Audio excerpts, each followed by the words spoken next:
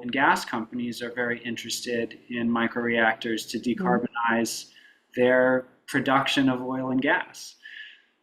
How do you think about that? There is no simple answer here, and I wish we would quit talking about it in terms of they're evil and my side's good because I want these things and they want these other things that are evil. I think it's so not useful.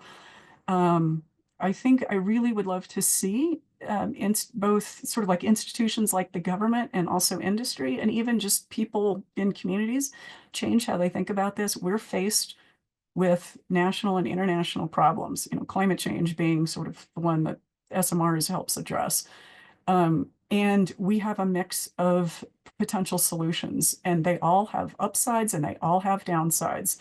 And I think I'm really a big proponent of local communities and regions having a lot of say. I think part of the reason our conversation is so angry these days is people no longer feel in control of their own future. Um, and I think the micro nuclear reactor has to go back to that. Like they really have to become part of the communities and part of that conversation and have all those difficult conversations. Part of the way to do that is say, don't try to demonize one side or the other or make your side look too holy. Every approach is going to have upsides and downsides. And what your community or your region needs to do is weigh which of those works for you. How do you want to be engaged? But we need solutions. So we have to go forward.